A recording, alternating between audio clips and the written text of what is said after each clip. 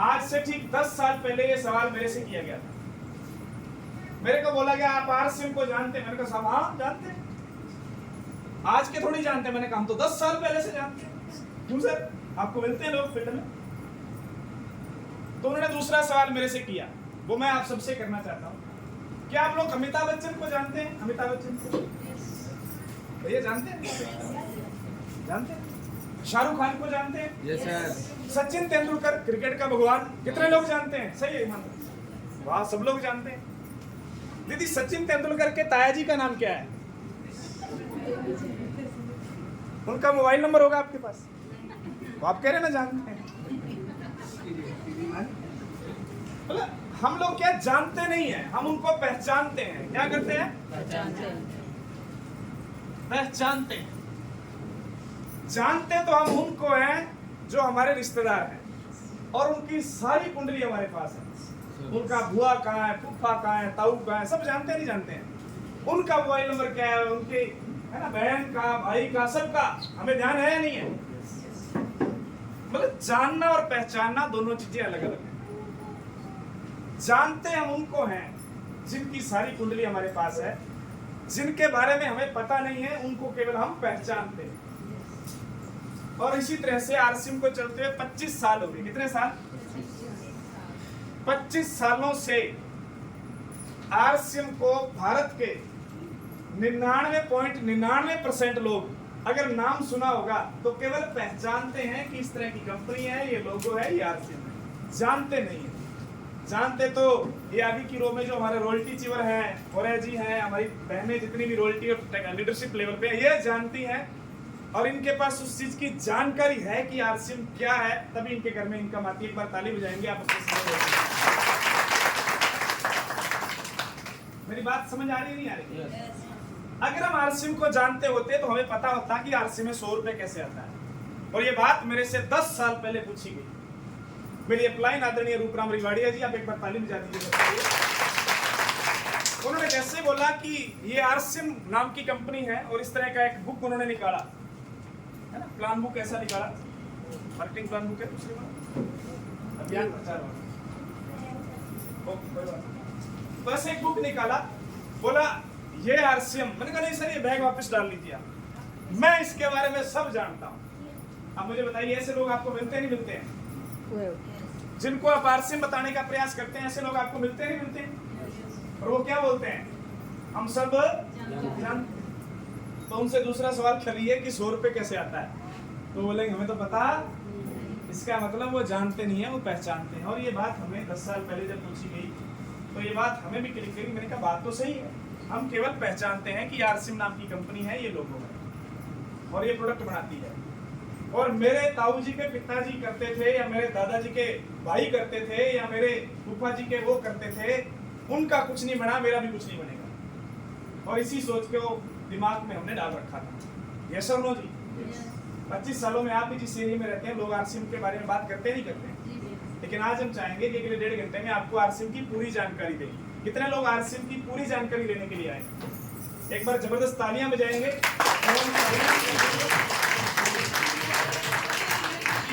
Phone silent कर देंगे और आपका पूरा ध्यान, पूरा दिमाग यहाँ पे रहना चाहिए। यस, ताकि आपको इसकी जानकारी मिले। और हमने सुना है जानकारी अगर हमारे पास सही से पूरी हो तो ही हम उस काम में कामयाब हो सकते हैं। यस और नो जी? मैं मेरा परिचय दे दूं, मेरा नाम हरपाल सिंह हुआ, श्री गंगानगर राजस्थान से हूँ। आरसीएम में मैं पिछले 10 सालों से इस बिजनेस का भी मैं स्टार एमराल्ड लेवल पे हूँ। आरसीएम में जब मैं आया तो यहाँ पे हमारे लीडरशिप साथी या वाइटल साथियों ने जैसे बोला कि हमारी पहली इनकम 500-700 ऐसे बता रहे थे, तो मेरी भी जो पहली इनकम थी वो 782 रुपये आई थी। 782 रुपये की इनकम आई। तो उस टाइम मैं बैंक में जॉब करता था, मेरी HDFC बैंक में जॉब थी। जॉब के साथ साथ मैंने आरसीएम को शुरू किया था। 3 महीने बाद जब 782 की इनकम आई तो मैंने आरसीएम को दिल से, समर्पण भाव से अपनी अपलाइन के पास बैठ के डायरी पे समझा था कि आरसीएम क्या है। यस, उनसे सवाल किए थे कि सर इसमें पैसा कैसे आता है, मुझे बताइए। कितने लोग हैं जिन्होंने अपलाइन के पास डायरी लेके बैठे और पूछा हो कि अब आरसीएम से पैसा कैसे आता है, हमें बताइए। ईमानदारी से वही लोग आप खड़ा करेंगे और आप इनके चेहरे देख लेना, पैसे इनके पास ही आते हैं, दूसरे के पास नहीं आते।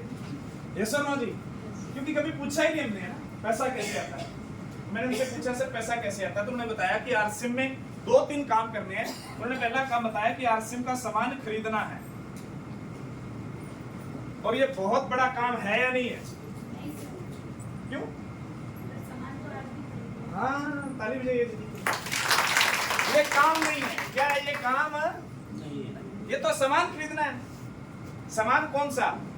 हम सुबह उठते हैं, उठते तो हैं? हाँ हाँ बोलिए ना। सुबह उठते हैं और टूथपेस्ट करते हैं। कितने लोग करते हैं? नहीं, कईयों ने हाथ खड़ा नहीं किया, उसको देखना। टूथपेस्ट रोज करना चाहिए, कभी कभी करना चाहिए? अच्छा, रोज क्यों करना चाहिए? ताकि दांत साफ रहे। यस। अच्छा, टूथपेस्ट करना काम है? क्या है? हमारे शरीर की जरूरत है, और यही जरूरत हम बाजार की किसी ना किसी दुकान से पूरी करते हैं। जैसे ममता दीदी आपको बता रहे थे। कितने लोगों को ममता दीदी का प्लान समझ में आया? नहीं, एक चीज मैं बताऊं, अगर आपको नहीं समझ में आया तो रिक्वेस्ट है, हाथ खड़ा करना ही नहीं है। आया तो ही करना है साहब। यस, प्लान समझ में आया? तो इन्होंने एक ही चीज बताई कि आपको टूथपेस्ट, मिर्च, मसाले, हल्दी, नमक, चाय पत्ती, ये सामान यूज करना है, यही बताया। और आरसीएम से इसलिए करना है कि आरसीएम का सामान फैक्ट्री से सीधा आता है। कहां से आता है? फैक्ट्री से सीधा आता है, और बाजार वाला सामान फैक्ट्री में 5 बिचौलियों के माध्यम से आता है। आप सामान लेने जाते हो टूथपेस्ट, तो रिटेलर से लाते हो, वो होलसेलर से लाता है, वो सीएनडब्ल्यू से लाता है, डिस्ट्रीब्यूटर से लाता है, वो सीएनडब्ल्यू से लाता है। इसके अलावा टीवी के अंदर विज्ञापन होता है। ये बताया इन्होंने। उन्होंने बताया कि फैक्ट्री में जो टूथपेस्ट 20 रुपए का बनता है, वो आपके घर में आते आते 50 रुपए का हो जाता है। यस, यानी आपकी कमाई का आधा पैसा 50% बीच वाले लोगों में चला जाता है। ये बात कितने लोगों को समझ में आ गई? सबको समझ में आ गई साहब। यस, कि हमारा कमाई का आधा पैसा इन बीच वाले लोगों में जाता है। और ये बात आज से 10 साल पहले हमें बताई गई, हमें भी समझ में आ गई, और समझ में आने से हमारे घर में 782 रुपए की इनकम आ गई साहब। यस, इस 782 पे भरोसा करके हमने पार्ट टाइम हमारी जॉब के साथ आरसीएम को शुरू कर दिया। धीरे धीरे इनकम 1000 हुई, 2000 हुई, 3000 हुई, 5000, 7000, 10000। जब हमारी इनकम 25,000 रुपए महीना हुई, तो हमने बैंक की जॉब को रिजाइन दिया और फुल टाइम आरसीएम करने का डिसीजन लिया। 1.5 साल बाद आपको अपनी नौकरी, खेती, दुकानदारी, व्यापार छोड़ना नहीं है। जो काम आप करते हैं करते रहिए, उसके साथ साथ आरसीएम में थोड़ा टाइम डालिए, तो आपकी इनकम बढ़ना स्टार्ट हो जाएगी। यस, समझ में आ गया? उसके बाद में हमने जॉब को छोड़ा, फुल टाइम आरसीएम करने का डिसीजन लिया, और उस डिसीजन से ये हुआ कि अब तक हमारे घर में आरसीएम से 2 करोड़ रुपए से ज्यादा की इनकम आ चुकी है। लास्ट मंथ जो आरसीएम से इनकम आई है, उसकी अमाउंट है 2,28,000 रुपए। कितनी साहब? इसके अलावा एवरेज जो हमारे घर में आरसीएम से इनकम आती है, वो 1.5 से लेके 2 लाख रुपए के बीच में आती है। बात समझ में आ गई साहब? समझ में आ रही है साहब? अब ये पैसा कहां से आता है जानना चाहते हैं? यस। पैसा कहां से आता है जानना चाहते हैं? यस। ओके सर, मुझे बताया गया पहला काम आरसीएम में सामान खरीदना है। दूसरा मुझे एक चीज बताएगी कि आपके पास जब भी टाइम हो, तो आपको आरसीएम का जो प्रोडक्ट आप यूज कर रहे हो, जिसपे ऊपर आपको फेथ है, भरोसा है, पक्का विश्वास है, उसके बारे में लोगों को बताना है। क्या करना है जी? बताना है। बताना है, उसके बारे में नॉलेज देना है, या उसके बारे में जानकारी देनी। अच्छा, अच्छी जानकारी देनी चाहिए, नहीं देनी चाहिए साहब? ओके।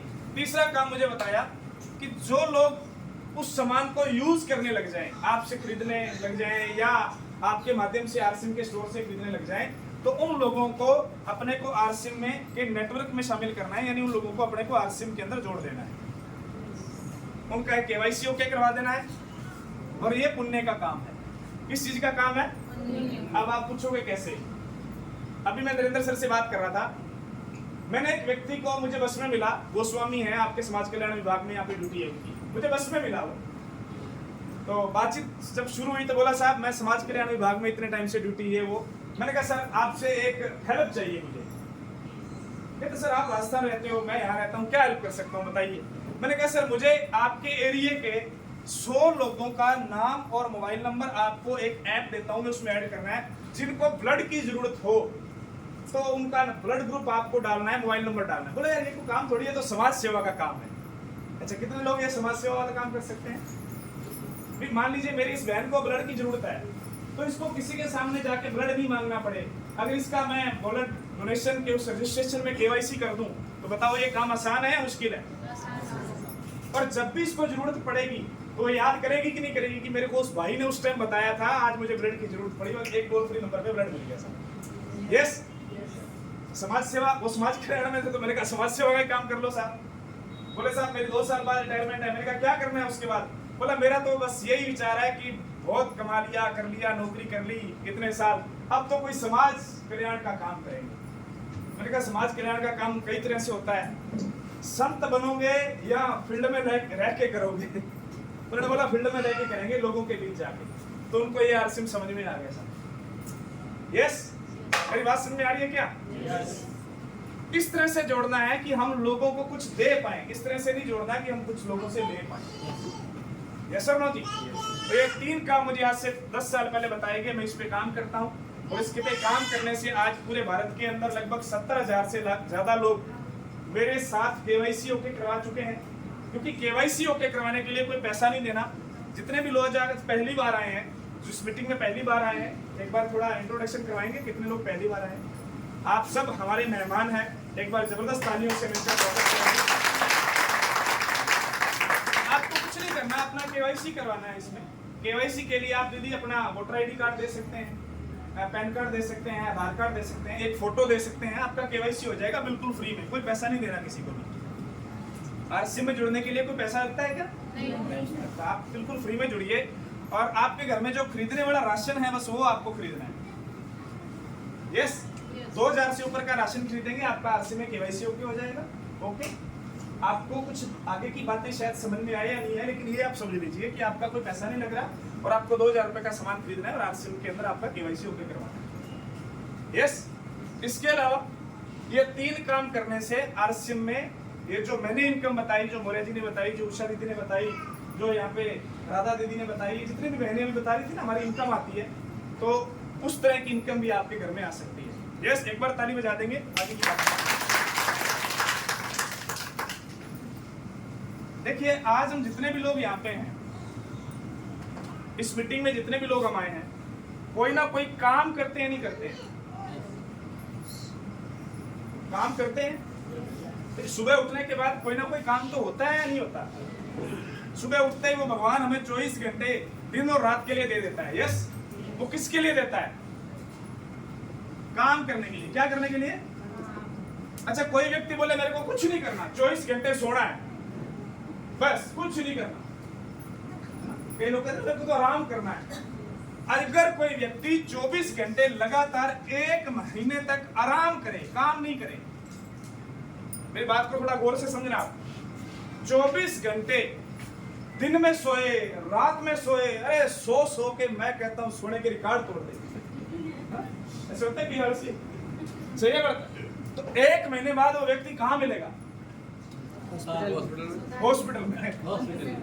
सही है गलत है? सर ने सही बताया गलत बताया? कहाँ मिलेगा? हॉस्पिटल में। वो क्या हो जाएगा?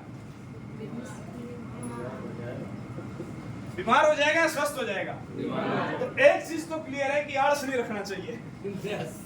कितने लोग वादा करते हैं कि आज के बाद आलसी नहीं बनेंगे? ताली बजा लीजिए, आलसी स्टार्ट हो गया। काम करेंगे। क्या करेंगे? काम करेंगे। क्योंकि काम करेंगे तो हमें पैसा मिलेगा। क्या मिलेगा? और मेरे हिसाब से यहाँ पे बैठा कोई भी ऐसा व्यक्ति नहीं होगा जो 1 महीने तक लगातार घर से सो के आया होगा यहाँ। कोई नहीं है ना? सब लोग काम करते हैं, नहीं करते हैं? अच्छा, काम क्यों करते हैं? थोड़ा देखिए, मैं दोनों तरफ से बात करना चाह रहा हूँ। हिंदी समझ में आ रही है? ये तो मैं मारवाड़ी बोलूंगा, आपको समझ नहीं है। मैं बोलूँ क्या करो ठेकियां बैठे आओ, समझ में पड़ रहा है तो कुछ पल्ले ही नहीं पड़ेगा। ये तो आपको समझना है। काम करते हैं पैसा कमाने के लिए। क्या करने के लिए? ओके। पैसा जो भी आता है उसको हम खर्च कर देते हैं। कितने लोग खर्च करते हैं पैसे? नहीं, मैं देख रहा हूँ जो नहीं करते उनके बैंक में बहुत बड़े होंगे। ताली बजा लीजिए, बहुत बढ़िया। आपने दिन में 10 घंटे काम किया, मान लीजिए 1000 रुपए कमाया और वो 1000 आपने खर्च कर दिया। यस, यही होता है भाई। Yes, okay. अच्छा, आज खर्चा ज्यादा है या कमाई ज्यादा है? एक बार और पूछ लेता हूँ, एक बार और पूछ लेता हूँ। सही बोल रहे हो आप। ये है हमारे देश की आवाज, हमारे देश की जनता। उसका क्या ज्यादा है? और पूरे भारत के 90% लोगों का खर्चा ही ज्यादा है। है या नहीं है?